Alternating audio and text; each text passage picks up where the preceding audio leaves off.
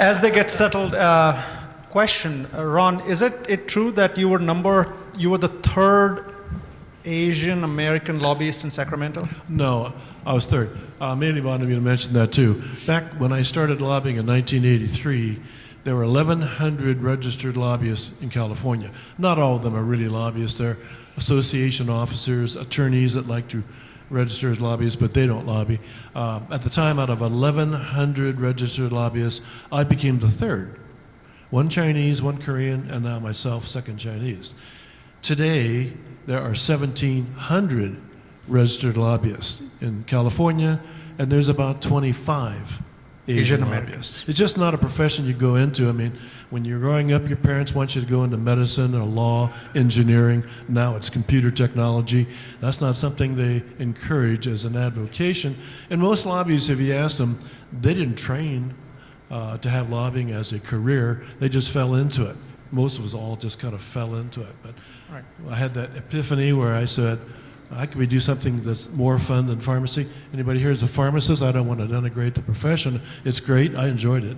But I saw Mamie in the Capitol. She was having a lot of fun. I thought, I could do this when I grew up. I was 42 years old. I had already grown up. And I thought, you better make a better decision in your career and move quickly. So that's when I left. And through a series of very fortunate, lucky career moves, I wound up being a lobbyist and a health consultant, the direction that I'd wanted to go to. Thank you. I'll ask Aziz to take it over from here and talk to the most influential family that I know of in California. So Aziz, the floor is yours for the next 30 minutes. Thank you very much. What an incredible privilege and honor it is to have this fireside conversation with this power couple, you know. Dr. Lowe had appropriately called it all in the family. Regrettably, due to a family emergency, Stephanie couldn't make it. But what a privilege it is, and to have you all do the kind of work, the trailblazing work. Saying you all are trailblazers would be an understatement. At the time you all did it, and when you did it, and listening to Meili this morning, what an amazing, incredible journey that has been. In my almost 40 years of journalism, I've also done, despite my mandate being mostly politics, diplomacy, and covering the Capitol Hill, White House, State Department, etc. The American journey of Indian Americans, South Asian Americans, you know, how they came with $8 in their pocket and then made it to where they did.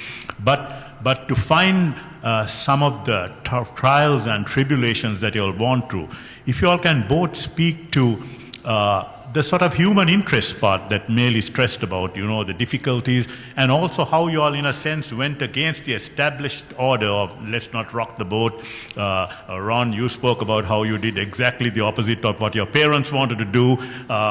Meili spoke about how her parents were disinterested in what she was doing, and she, in a sense, made it on her own in terms of doing the kind of, and how you all transitioned from private sector to the public sector, and the years of experience you all had doing the work you all did. And also, Ron, I would also like you to, you broke the myth of the negative connotation lobbyists have. Most lobbyists now want to be known as advocates. But the fact that how important, I know how important lobbying is in terms of what legislation is covering the Capitol Hill for years and years, because the Asian American community and all members of the Asian American community in the early years were quite happy with the photo ops with a few congressmen, senators, and not wanting to rock the boat. And like Meili spoke this morning, they were surprised that these could be donors to their campaigns who rarely asked for anything at all. But now people have learned, thanks to lobbyists like you, what legislation is all about. That it's not easy for some congressman or senator to come and say, I have introduced a piece of legislation which goes nowhere. How there has to be a committee hearing, a subcommittee hearing, and how it has to proceed through the process, and finally how it becomes law. And the duck episode was a brilliant example of what lobbying can do and the process it takes, and how, like Gandhi said, I'm paraphrasing him, you've got to be the change you want to be. So in that sense, if you all can both speak to some of the human interest aspects of what made you all do what you all do, and how you all continue to be catalysts for change, doing what you all do, in spite of, in a sense, people can say, hey, you guys have paid your due. You all have been a tangible manifestation in this change. I'm going to go first. I want to get back to the first question you mentioned on the perception of lobbyists and how negative it is. I'd like to qualify by saying that what goes on in Congress in Washington, D.C. epitomizes more the negative connotation and the affront to integrity and credibility and honesty, and I have to agree that's true. Most of that type of activity in Washington is fairly accurate. In the state legislature, it's a little bit different, and at a local level, it's greatly different. State of California is the largest state legislature. We are full-time, 1,700 lobbyists. The style that we do here in California is different. It's more honorable. Every profession and every industry has their handful of bad apples, and I know who they are. They know who they are. But the number of people that are not honest, that don't have good credibility and integrity, is small. The majority of the lobbyists working in California are very good people. You can't just think of, and I was what we call contract lobbyist, represent, if you have an issue, you pay us well, we'll take you on and represent you. The majority of the lobbyists, particularly in California and in DC too, are representing associations. They represent community organizations. Don't lose track of the fact that the work that's being done by the lobbyists for the California Heart Association, asthma, cancer, women's issues, Planned Parenthood, a lot of nonprofit organizations have their lobbyists too.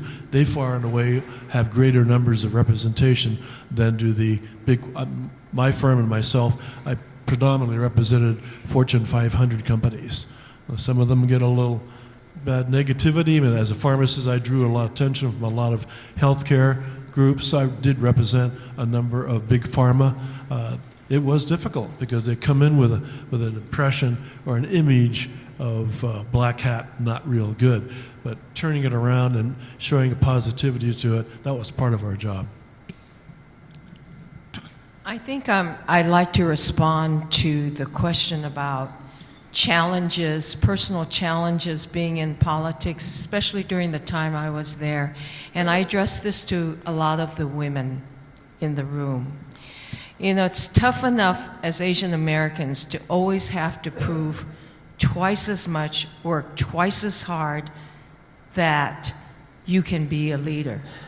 Because somehow in the hierarchy of respect in politics with ethnic minorities, they look at African Americans first to promote, or Latinos because they have the numbers. But in terms of Asian Americans, they always see us as the third tier. I'm going to be real candid with you. When we run for office, if we're running against Latinos or African Americans or white, they give us the least chance of winning because they don't see us having the characteristics of being able to win, because there's not as many of us that have proven we can win. So it's very important that we support our Asian Pacific Islander candidates, because we have a threefold battle to prove. I had to do it in the Capitol. And how I tried to conquer that, because, you know, first of all, for women especially, if you're assertive and you have ideas and you speak up, then, you know, we're just too ambitious, right? But if a man speaks up and has ideas, he shows leadership qualities. So there's a number of battles we have to fight, or I had to fight in the Capitol. One, I was a woman, and two, I was a minority, and three, I was an Asian minority woman. Now you may ask, how was I able to kind of overcome that? First of all, I volunteered for all of the social activities in the Capitol, meaning volunteering for campaigns for candidates. Meaning like if there was a tennis tournament, I would play in the tennis tournament. Meaning that if the Speaker, Willie Brown, wants help in producing end of session social for members and staff. I volunteered to help put that together. The reason why I did that is I did not want to just be seen as pigeonholed and defined as this Asian woman staffer. I wanted to be seen as part of the culture. I wanted to be seen as a member of the Capitol. I did not stay with just like Asian staff people or working with just Asian members. I worked with everyone so that I was trying to surpass being just defined as an Asian minority woman. I wanted to be seen as a part of the Capitol family. And so I used those techniques. I asked for mentors. I had Maxine Waters, I had Willie Brown, I had Art Torres, I had a lot of women, Lucy Calais in San Diego, and a number of other women as mentors, so that I was not, I was seen as someone who just wanted to belong and to be seen as part of that culture. So when it came time for me to compete for positions, I wasn't just seen as an Asian woman, I was just seen as part of the Capitol family. Maylee's there at the campaign trail. She volunteers her times for a lot of the members. And so those members, I gained support. Not just Asian members, not just black members, not just Latino, but all members. If they needed help, especially with Asian community, I was there to help them. I also think the fact that I tried to add value. What did I offer the Capitol that no one else could offer, where it would show my leadership capabilities? I was the Asian resource person, Asian Pacific Island resource person. Because in my past hobbies, I would pursue trying to surface Asian Pacific Islander issues that were important to members who represented a lot of Asian Pacific Americans in their district. Most of them were actually non-Asians. And if I was a resource to them, I was giving them value. And all of a sudden, I was not just seen as this Asian staffer with her responsibilities. I was seen as being able to provide a special resource to the entire institution because I developed an expertise in Asian Pacific Islander issues. So I say this to women out there who have to struggle 3 tiers, women, minority, and trying to compete with male counterparts who are seen to be stronger. It takes that identification of who you are, but it also means don't let people define you. Do not let people pigeonhole you as an just the Asian Pacific Islander. Just be seen as the best that you can be. Just be seen for your expertise that you contribute to your workplace or to government or to any other place. And that's how I was able to overcome some of these barriers. But one of the major barriers that I had to overcome is a lot of people wanted to see me fail because they said, why she and not me? Maylee mentioned something earlier I want to expand on, talking about the fact that we're third tier or viewed third tier by government, by media. There was a time when they were doing major welfare reform in the nation, and a lot of it was left to the states to do. And I picked up a client that my wife exposed me to, and I was going. She would come home and say to me, I have this great client for you. They're wonderful people. They have a great need. They can't pay, or they can't pay much. But that's how I got my exposure to the Asian community politically. It was through her. This is on welfare reform. And so I started working with the blacks and the brown lobbyists. And the 3 of us, Asian, black, and brown, we went around as a little group trying to preserve and protect and expand on some of the social services and welfare services that were being reduced by the federal government. One of the interesting things was when I went to the legislators and talked to the legislators, they always saw me as a lobbyist representing Fortune 500 companies. It was fairly new and refreshing to them that I was doing something on a social service basis, which they laughed and said, I bet you're not getting paid for this. I said, oh, I'm getting paid something. But the greater education that I had to do at the time, and it still goes on today, why do Asians need this? Why do Asians need social services and welfare services? Every survey that comes out, you're the best educated, you make the best income per capita of anybody in the nation. If you watch them in public policy and in the media, Mandy's always angry about this, when they talk about people that need help, they only talk about blacks and browns. They never mention Asians. It's the blacks and browns that need the educational help, they need the housing help, they need the healthcare help, all the social services. Who's the homeless? They never mention Asians. She says we're third tier. I think in many cases, we're not even in there at all. We don't even have a tier.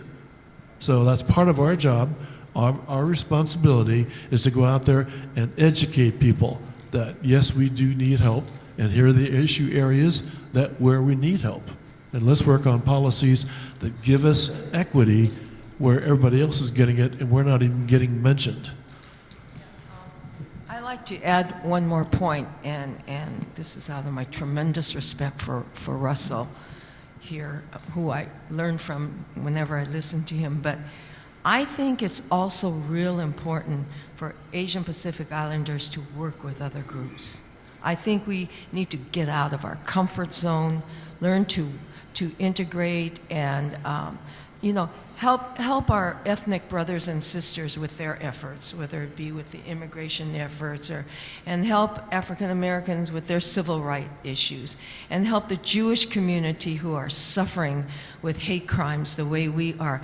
I like to see more Asian Pacific Islanders working with other groups so that they can in turn work with us.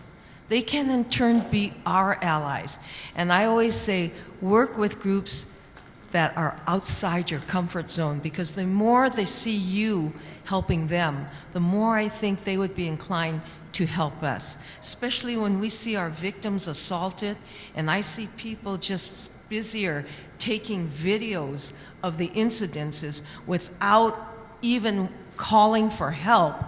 Angers me, but somehow we have to fight that maybe we could just form closer coalitions with other groups in terms of helping us as a group. I couldn't agree with you more, Amelie. And taking a cue from what you said and also what Ron said in terms of how difficult it was for Asian American women to make it to where someone like you made it. And the fact that I called you all trailblazers, I don't use that term loosely because trailblazers is always bandied around.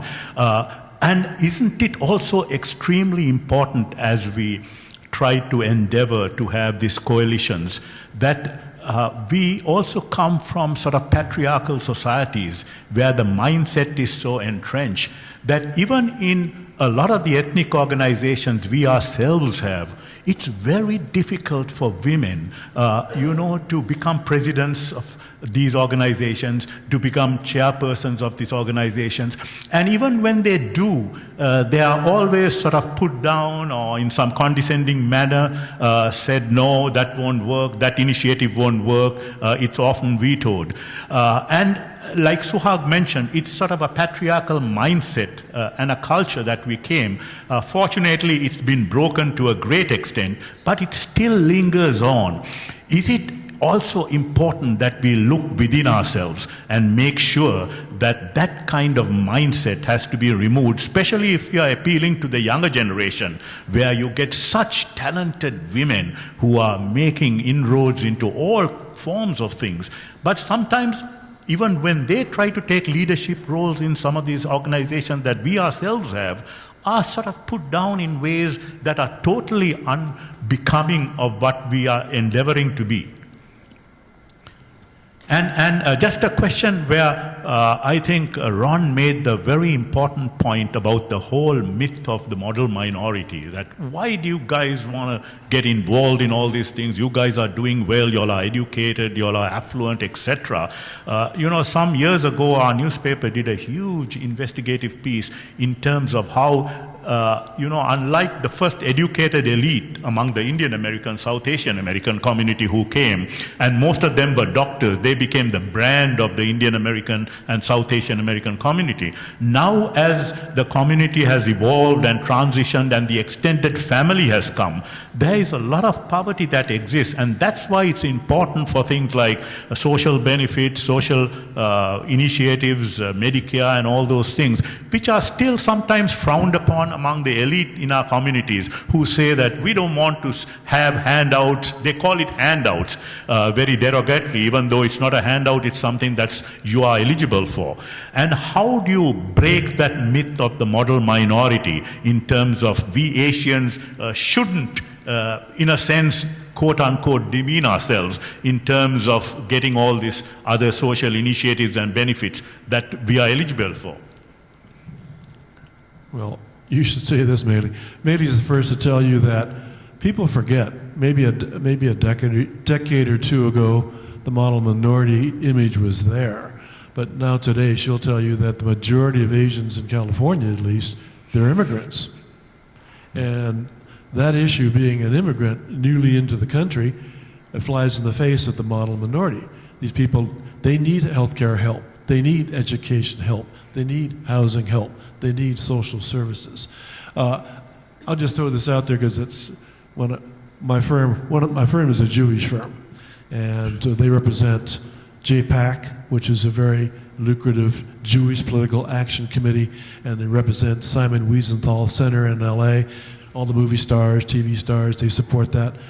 One of the best models, if we're going to use models, if we want to use politically as an ethnic group, us Asians, follow the Jewish lead. They're all very well educated. They're all very wealthy, income per capita. Yeah, they have smaller numbers, but they'll look to us and say, hey, you Asians beat us last year. You make more money than we do. I said, because I said, we're all into high tech now. Yeah. It's Silicon Valley people, and the Jews don't go into high tech. They're in entertainment and media. Yeah. But they have a smaller number of people. They're extremely successful. Why?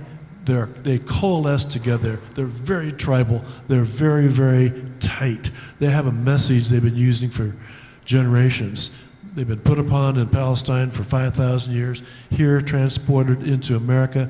They have their act together politically, and they control the legislatures, they control Congress.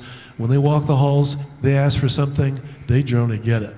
But I think we need to take some of the clues and cues from them. Use that how template. they become so successful, and we need to replicate that for ourselves.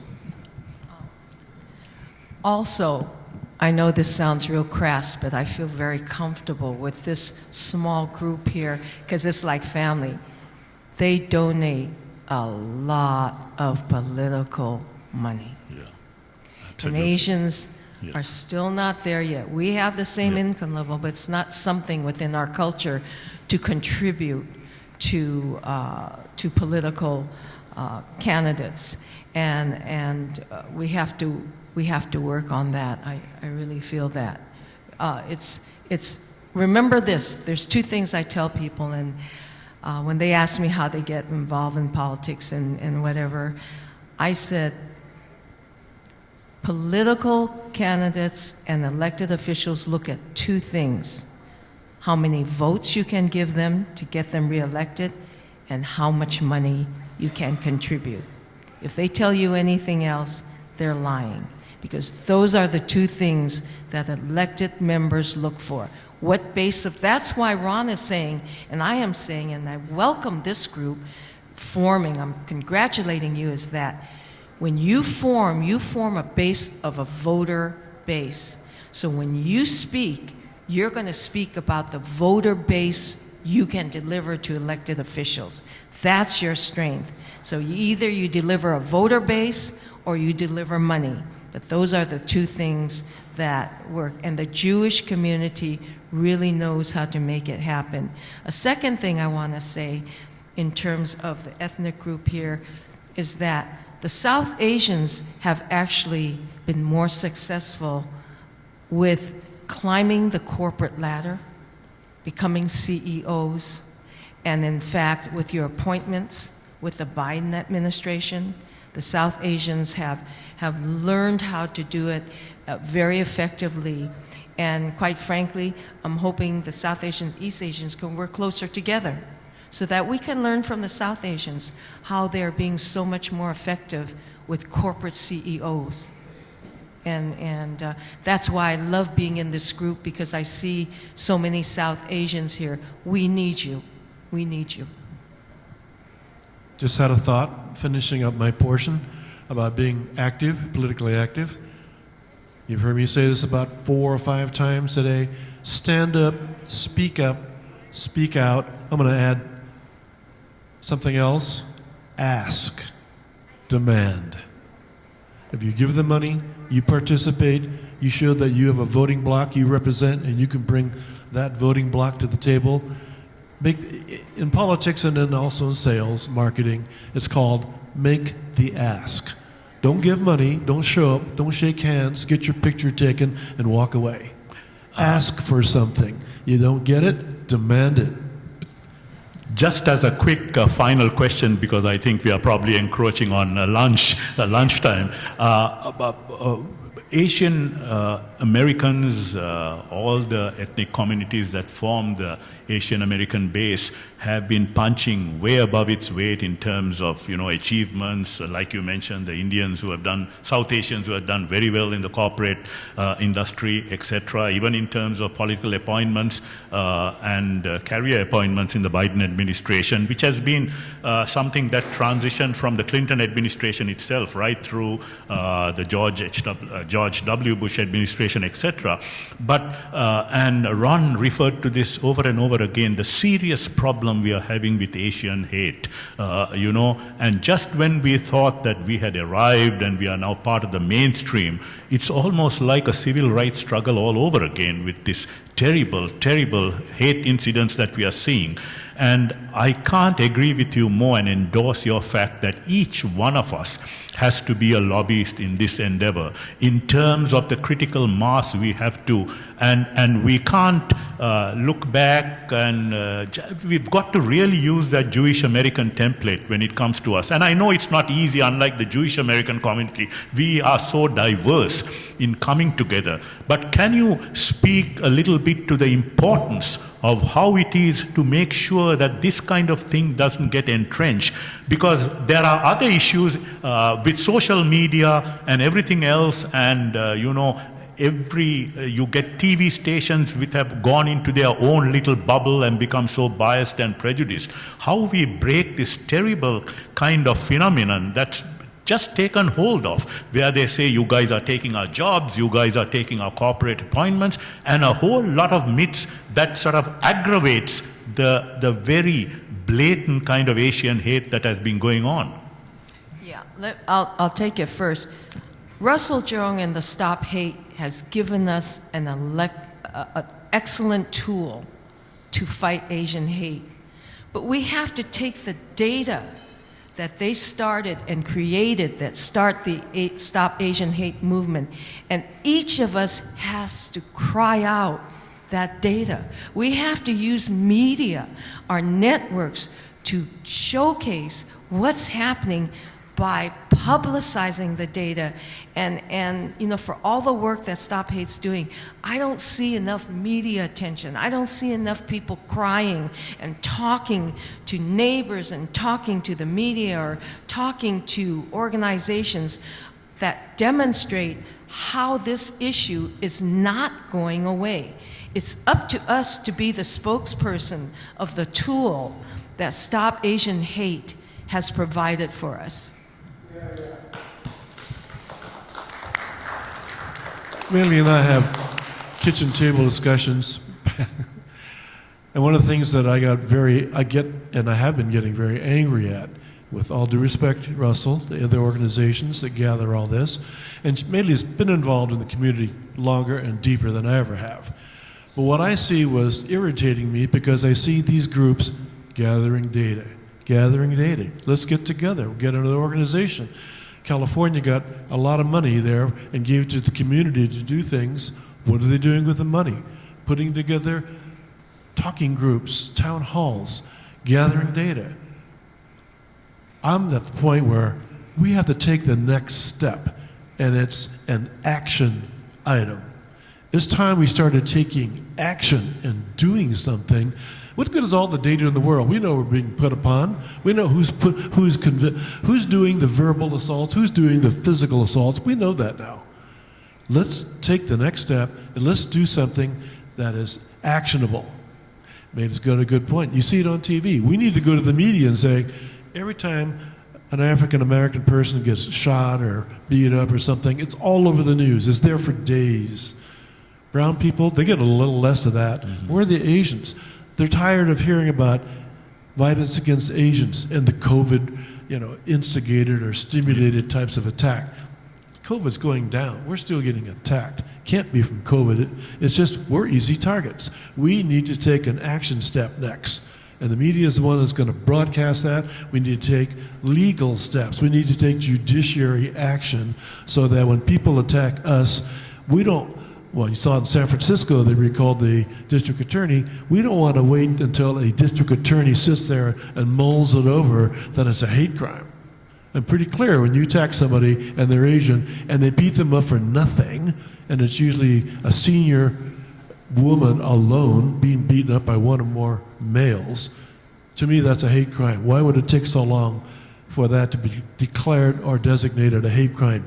Work on legislation. If this happens, if that happens, automatically a hate crime. We don't need to have somebody making an arbitrary, subjective decision of whether it's a hate crime. Once people know it's a hate crime statewide, federally, hopefully that'll be a deterrent. These people that are hitting on us anyway, most of them don't think about it, but the other ones that want to think about it for a second or two, it may be a deterrent. So I'll get off my soapbox and let's go to lunch. Thank you very much. I think we'll give them a great round of applause. And thank you very much for not just being a trailblazing power couple, but continuing to be catalysts for change. Thank you again.